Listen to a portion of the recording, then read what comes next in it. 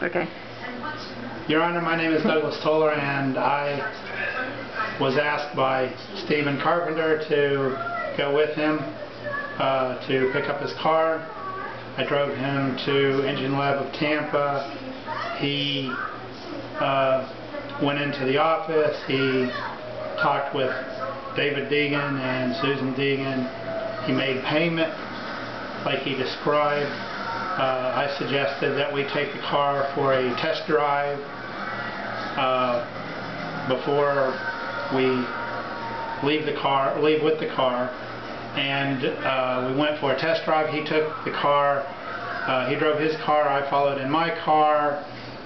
When he would accelerate and let off the accelerator, the car would start to slow down, and as the car started to slow down, a big puff of smoke come out the exhaust pipe, both exhaust pipes.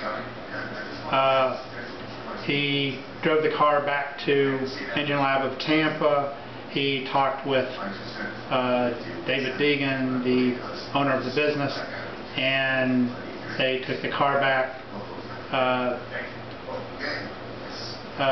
In the discussion in the office, David Deegan was well-spoken. Susan Deegan was very loud, very obnoxious, very boisterous. She screamed a lot. What did he say when when you both came in, and what was the conversation like? David Deegan immediately started talking about how great the condition of the rebuild engine was, all the stuff they did, the balancing of the motor, a lot of technical details in that. He made verbal promises that the car was completely fixed, that it would run like it did before it had any problems, like new. We went out to the car. After I suggested Steve take it for a test drive, and David Deegan continued to reinforce that the car was perfectly okay, that it would run fine, that there wouldn't be any problems, that smoking would not be an issue anymore. And when you guys came back, how was the conversation? David Deegan was again well-spoken. He was quite aggressive, though. Susan Deegan was very loud, very obnoxious. They threatened to remove parts from the car. Both of them? They both threatened? David Deegan said that they cannot refund money. Susan Deegan said that they remove parts. David Deegan specified what parts. He went and got a box of the original parts, like the broken harmonic balance bolt and the NOx sensors, and said that they would remove the new parts that they put on and put the old parts back on it, and they promised it would run poorly and not run right at all. So Steve went ahead and asked for his money back, and they still refused to give any money back. They said leave the car there, so Steve got in the car with me and we left, and he picked up the car about a week later. Thank you. Okay, now let me see. Do I keep it? Is it going, or yeah, it's still going, but I need light. Need light? I need light. We got this one here too. There we go. No, that's better. How do you turn the fan on? That's it, you know. No, see, even Curly knows that. Actually, go like this.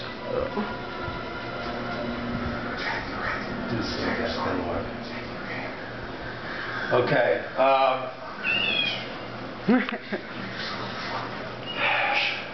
Hey, Doug. It's your turn to ask questions. Okay.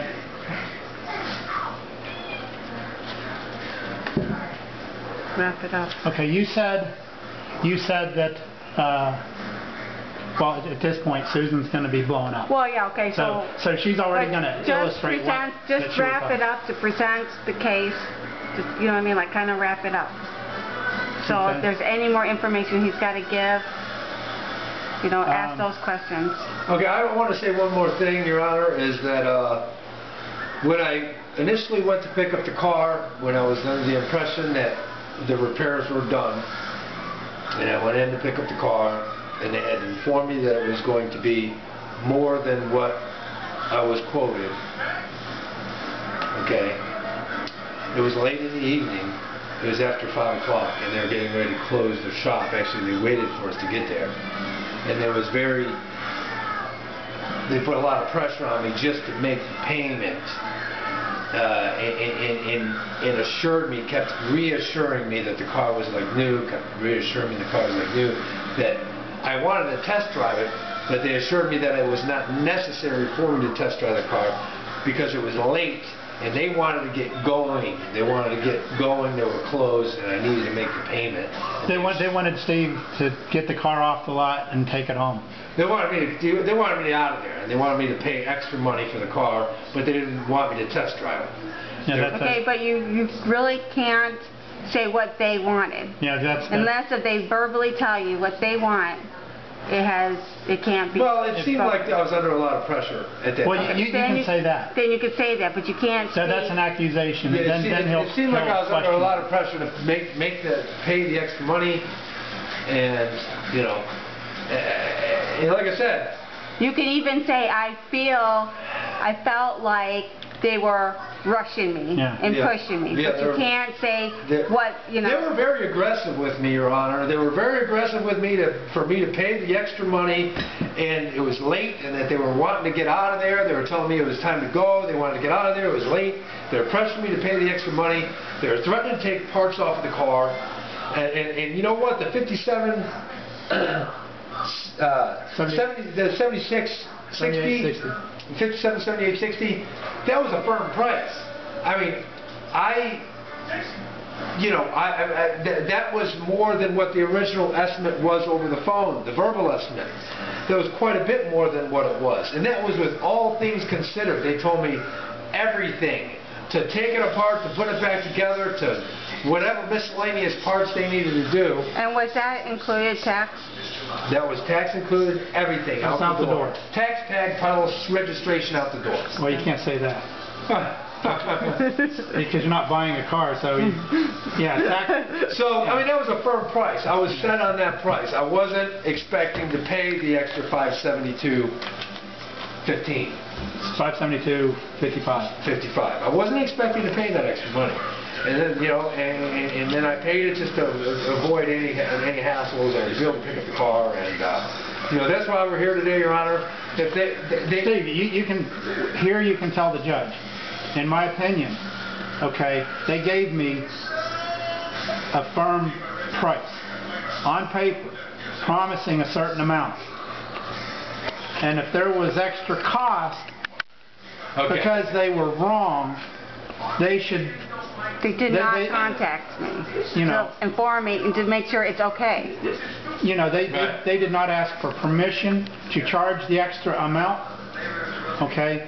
I wouldn't even say that. I would say, I was given a firm written estimate, a quote, or I was getting a verbal. But you know what? I think you made it pretty clear. Yeah. Okay, I want to do it one more time. Is that okay? Yeah. Yeah. I'm gonna be good this time because I got my thoughts. I got it.